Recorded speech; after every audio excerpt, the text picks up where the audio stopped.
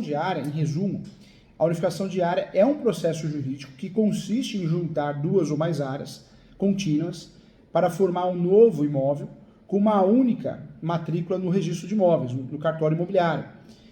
Para realizar a unificação, de forma via requerimento, é necessário apresentar documentos que comprovem a propriedade das áreas envolvidas, além de um memorial descritivo. E também é importante contar com a ajuda de um topógrafo, né, para prestar esse serviço, ele faz uma planta atualizada. Isso aqui eu estou falando, gente, em relação, sim, claro, em relação ao procedimento via requerimento. Quando eu faço uso capião, eu estou fugindo justamente dessa burocracia. Por que fazer uso capião de unificação de área, professor Júlio? Ou usar essa tese dentro do uso capião? Porque eu consigo fugir dessa burocracia, eu consigo evitar dor de cabeça, eu consigo regularizar e atingir o mesmo objetivo. Essa é a ideia, inclusive, né? Então, essa é a ideia. A unificação de matrícula, gente, ocorre sempre quando um imóvel possui mais de uma matrícula, é possível realizar a unificação delas. Agora, o que acontece muito no Brasil, o sujeito tem a matrícula do imóvel dele, mas ele usa uma área remanescente que não tem registro em lugar nenhum. E aí, muitas vezes, a gente não consegue consertar com unificação de área, com retificação de área, que é o gênero, não consegue. Aí eu consigo fazer via uso capião. É uma saída interessante e inteligente, tá? Outra dúvida também, professor Júlio, se eu estou fazendo unificação, independente se for uso capião ou não, de duas áreas com IPTUs diferentes. Eu consigo, posteriormente, a unificação registral, fazer a unificação do IPTU? Então, vamos lá. O contribuinte, gente, interessado, ele poderá, sim, solicitar a unificação de cadastros de IPTU que estejam desmembrados junto à prefeitura. Porém, gente, que constem unificados junto ao competente cartório de imóveis, essa é a regra, por isso a regularização registral eu faço primeiro no cartório e depois administrativa na prefeitura. A solicitação é simples, é via requerimento, a solicitação pode ser feita até pelo site, dependendo de alguma prefeitura. E essa solicitação deverá ser feita pelo proprietário, compromissário ou usufrutuário do imóvel, tá? Isso é importante também. Quando junta dois terrenos, eu tenho que ter um IPTU só, né? Um IPTU só, um ITR só. Isso é questão de lógica, é o certo também, né? Senão fica confuso. A unificação de lotes, gente, voltando aqui, é um procedimento que permite a incorporação de dois ou mais terrenos. Isso garante um imóvel maior que pode ser utilizado para fins comerciais, por exemplo. Na prática, a unificação dos lotes não é explícita na lei brasileira, tá? Então, é bem doutrinário e jurisprudencial. A pergunta que é feita também, professor Júlio, quais são os documentos necessários para fazer essa unificação de área, né? O processo de unificação ou fusão? Em relação a esse procedimento não via uso capião, eu vou fazer sempre a juntada de documentos da prefeitura atestando a unificação dos terrenos, que é a planta, o memorial descritivo, o croquis, a planta antes e depois da unificação, assinada pelo profissional requerente também, a matrícula atualizada do imóvel e memorial descritivo, caso for necessário também, tá bom? Então isso é importante. Existe um outro termo que é o remembramento, não sei se você já ouviu falar. As regras para o remembramento normalmente são encontradas em leis estaduais, tá? E também em leis municipais. Para unir dois ou mais lotes, é necessário que os mesmos pertençam a uma só pessoa, a um só proprietário, ou pertencerem a mais de uma, né? Que sejam proprietários comuns, isto é, todas as pessoas sejam donas de todos os lotes. Então isso é importante também, tá? O remembramento de área é outra coisa, então. O remembramento é o agrupamento de dois ou mais lotes para a formação de um novo lote. Existe o remembramento e existe também o reparcelamento. Então também é importante saber. O que é o reparcelamento diferente do remembramento, professor Júlio?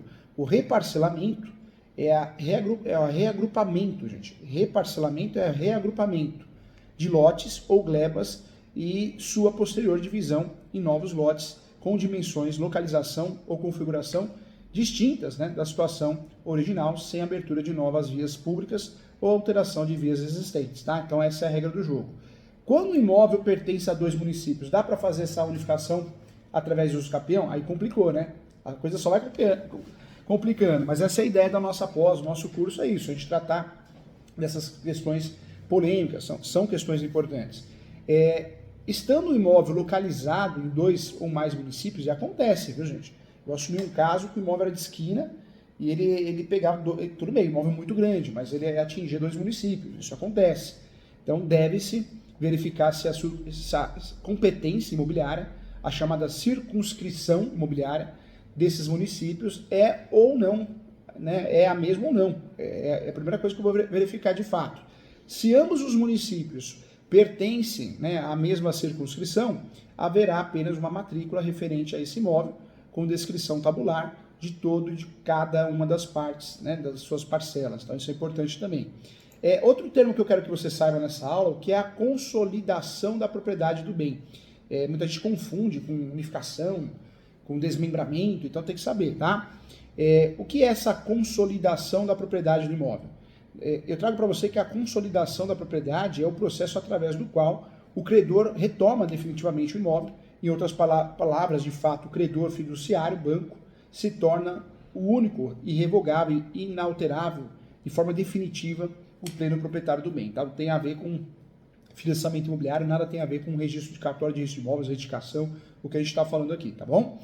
A retificação, para quem não resta dúvida, né, outra pergunta também, professor, e a retificação? A retificação diária de um imóvel, podemos dizer que é um gênero de várias espécies. É um procedimento que permite a correção do seu registro ou a averbação quando se mostrem omissos, imprecisos ou ainda não exprime a verdade, o que somente poderia ser requerido pelo interessado por meio de procedimento judicial. Tá? Então isso é importante também. É importante saber dentro dessa estrutura. Nós temos então, professor Júlio, como que eu faço essa retificação diária por via administrativa? Então, deixando de lado novamente o uso capião aqui, tá? O uso capião que serve para regularizar a área, desmembrar, unificar e retificar. Eu posso usar o uso capião para isso. Eu utilizo como ferramenta justamente o uso capião porque a forma originária é incontestável. Professor Júlio, estou tentando fazer uma retificação, um desmembramento, uma unificação, uma fusão de área e nada eu consigo resolver naquele cartório da minha cidade. O que eu faço? Uso capião. Se o seu cliente tem todos os requisitos, se você tem todos os requisitos, a saída é o uso capião para sanar os vícios registrais, tá? A retificação diária, gente, de um imóvel é um procedimento que permite a correção de seu registro e também a averbação, já falei aqui. Quando se mostrem, né, quando se mostrarem omissos, imprecisos, não exprimirem a verdade de fato, a situação fática do imóvel, né? A ideia é que no cartório de imóveis tenha o registro real, essa é a ideia. Esse procedimento, né, pode ser feito via requerimento extrajudicial e pode ser feito via procedimento judicial. Com a edição, anote aí que isso é importante, hein? Com a edição da Lei 10.931, Lei 10.931, do dia 2 de agosto de 2004, ocorreu uma inovação sobre o tema, com as modificações dos artigos 212, 213 da Lei 6.015 de 73, na verdade. A Lei 6.015, denominada Lei de Registros Públicos, permite a retificação pelo oficial de registro de imóveis, né, competente, sem excluir eventual prestação jurisdicional a requerimento da parte prejudicada. Esta alternativa de fato, representa uma medida concreta na direção de desafogar o Poder Judiciário e, ao mesmo tempo, que delega aos registradores de imóveis atribuições até então de competência dos juízes sobre o crivo do Ministério Público também, né? A participação também do Ministério Público. Esse dispositivo, que é a retificação administrativa, é inovador, ainda é inovador, porque ele faz com que o oficial de registro de imóveis consiga promover a retificação, não só a pedido do interessado, mas também de ofício, né? Ou seja, por iniciativa própria, independente da solicitação naquele caso concreto, naquele sentido. Isso é importante. Vou trazer uma hipótese, né? Essa hipótese, esse exemplo, poderá ocorrer nos casos descritos na lei taxativa, compreendendo a situação omissa ou erro na transposição dos elementos do documento. E eu trago como exemplo indicação, atualização de alguns dos confrontantes, é muito comum, a alteração de denominação de logrador público, indicação também de rumos, ângulos ou inserção de coordenadas geográficas ou georreferenciadas, também, né, sem alteração das medidas perimetrais, alteração ou inserção que resulte de mero cálculo matemático, reprodução da descrição do imóvel confrontante, isso também, que já tenha sido inclusive objeto de retificação. Quero lembrar aqui que a inserção ou modificação de dados de qualidade pessoal das partes também, tá? E além disso, gente, todo proprietário de imóvel cuja área necessita ser corrigida ou necessitar ser corrigida, Se dirigir, né, ao respectivo cartório, você pode ir até o cartório, você como advogado, você como leigo, pode ir até o cartório apresentar o seu requerimento de inserção, olha o nome, requerimento de inserção, alteração de medida perimetral devidamente acompanhado de planta e memorial descritivo, ainda que não resulte em alteração da área, tá?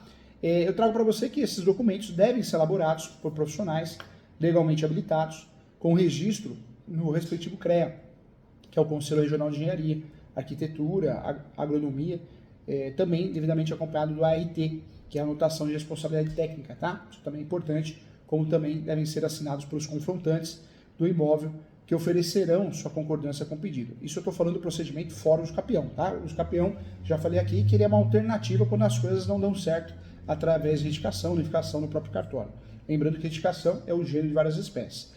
A retificação, gente, ela será averbada no procedimento fora do capião pelo oficial, após verificar o atendimento ao artigo 225 da Lei de Registros Públicos, né, de fato, referente à indicação com precisão das características, confrontação e localização dos imóveis submetidos ao registro.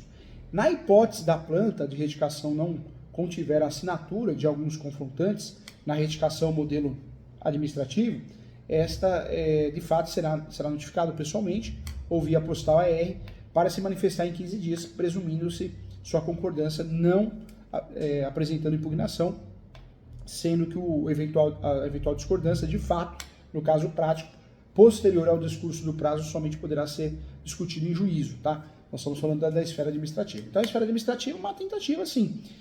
Tem casos, a experiência faz, né, com que a gente corte caminho. Tem muitos casos que eu vejo que não vai resolver de forma administrativa, através de retificação, unificação de área, desmembramento. Então, eu já parto logo para o uso capião, porque eu sei que o uso capião é uma bazuca, né? Vai resolver o problema e vai entregar a regularização do imóvel. Isso é fato, isso é real. Então, é importante você saber, tem alguns casos que vale a pena tentar, outros casos não. Outros casos você vai tentar direto, tá? Então, isso é importante. Gente, muito legal. Um abraço aqui ao Antônio que está nos assistindo também. O Antônio pergunta aqui, Antônio, professor, na adjudicação, ele tem esse mesmo poder de uso capião de unificação de área? Na adjudicação, eu tenho que lembrar que é uma forma derivada de adquirir propriedade.